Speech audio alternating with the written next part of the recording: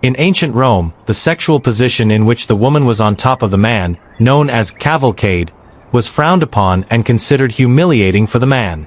This position, considered too active by Roman standards, was mainly associated with sex workers, who charged higher fees for performing it, up to double what they charged for a conventional service, according to rates recorded in Pompeii. For the Romans, this type of position subverted the traditional order of power between men and women, something that was unacceptable within the patriarchal mentality of the time. On the other hand, a position considered acceptable was the one known as antenori, where the woman was on all fours, facing Capua. This was justified by the veneration that the Romans had for the natural world and animals, since this position evoked the way in which beasts copulated, something seen as natural and orderly. If this is your first time on the channel, subscribe now so you don't miss any important content about the darkest chapters of our history. The Romans' view of sexuality was very different from the one we have today. For them, sex was never a relationship between equals, nor an exchange of tenderness or mutual pleasure. It was not understood as an act of complicity, but as a hierarchical relationship where there was always a superior and an inferior, one person who took the active role and another who assumed the passive role. This power monologue was deeply rooted in Roman customs. The active party, who penetrated, was considered superior. The passive party, who was penetrated, was seen as inferior. This perspective also influenced homosexual relationships. In these relationships, the man who assumed the passive role was socially despised. Passive homosexuality was called by terms of Greek origin, such as pathicus, catamatus, or psenitus, to emphasize that it was not something that belonged to the virile Roman culture, but something imported. In fact, pathicus comes from a Greek verb, meaning to suffer, which reflected the Roman attitude toward men who assumed a passive role, equating them with women and considering them less virile. According to this conception, if a man did not play the active virile role in the sexual act, he could not enjoy it, but had to suffer. Consequently, men who assumed a passive role in sexual relations could not be considered honorable members of society. Only those men who had fallen into infamy could be passive, as well as slaves, who were seen as mere sexual objects. As for lesbianism, the situation was also complex. The Romans saw sex between women as something that defied their categories of active and inferior. Perhaps for this reason, they created the term tribes from Greek, which designated women who had sexual relations with other women. Women, in general, were placed far below men in the Roman social hierarchy, something that also manifested itself in the political sphere, from which they were almost completely excluded. Women had to content themselves with living in the shadow of powerful male figures. They were never allowed to achieve power on their own. In ancient Rome, women were labeled as exemplary mothers or wives, as in the case of Antonia or Livia. At their worst, those who lived an active sexual life were the object of scorn and ridicule, as was the case with Messalina or Julia. Aristotle stressed that rulers and their families should maintain irreproachable sexual behavior, and this especially affected women. Plutarch, in his Parallel Lives, said that Caesar's wife should not only be virtuous, but also appear to be so. This phrase was popularized by Julius Caesar himself, and reflects how important it was for the Romans to maintain moderate and discreet sexual behavior.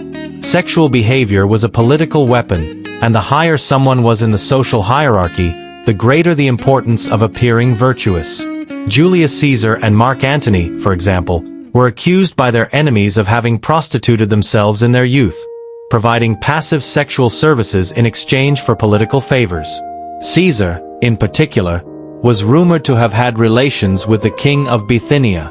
Suetonius records an incident in which Cicero, during a debate in the Senate, reminded Caesar that everyone knew what he had given and received from Bithynia.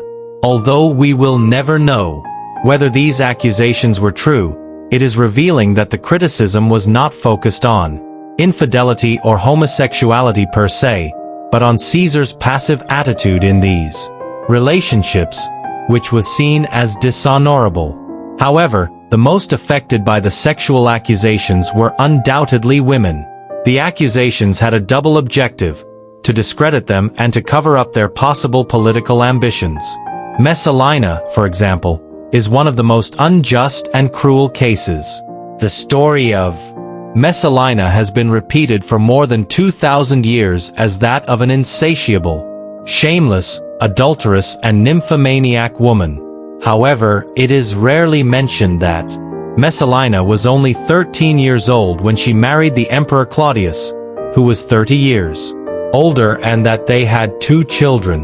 Messalina pulled the strings of power effectively, and precisely for that reason she was the subject of such a fierce campaign of discredit. This misogyny also affected other women, such as Julia, daughter of the Emperor Augustus. Both were presented as ignorant in politics but very experienced in sexual matters. The Romans feared female solidarity and the possibility of women joining together to conspire, so female political intrigues were rarely mentioned. Roman women, especially those of the upper class, were usually married at a very young age, often in their pre-teens. Girls could be married at age 12, although they were sometimes sent to their future husband's house at age 10 or 11.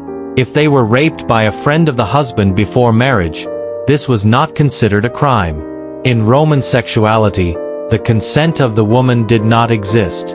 If these young women were raped before marriage, it was not considered infidelity because they were not yet married. On the other hand, men were only considered adulterers if they had relations with a married woman, that is, with the possession of another man. Married women, on the other hand, were considered adulterers in any situation outside of marriage. The Augustan laws, enacted during the reign of Augustus, elevated infidelity from a private crime to a public crime, allowing the husband or father to kill the adulterous woman without receiving any punishment.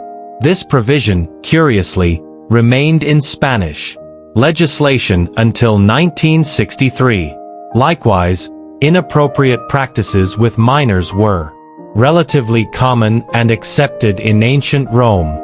In Petronius's Satyricon, for example, a man is mentioned who complains that a girl is too young to have sexual relations, to which a woman replies that she started even earlier. Roman sexual life was full of contradictions. On the one hand, there was the debauchery and promiscuity of certain sectors, such as orgies and prostitution, but on the other hand there was also an everyday sexuality much closer to ours. There were absolute passions, love poems written on walls, marriages for money, but also people who really loved each other and sought a genuine relationship. This everyday facet of Roman sexuality, although less mentioned, shows us that there was also a human and affective side. We conclude this fascinating journey through the complex and often shocking sexuality of ancient Rome. From social norms to intimate practices, we have explored a world where power, hierarchy, and cultural expectations shaped every aspect of sexual life. We hope this exploration has been as revealing for you as it has been for us. Thank you for joining us on this journey of discovery. If you've made it this far and learned something new from our stories, subscribe and hit the bell so you don't miss our next videos. Together we can uncover and remember the truths that history often tries to hide.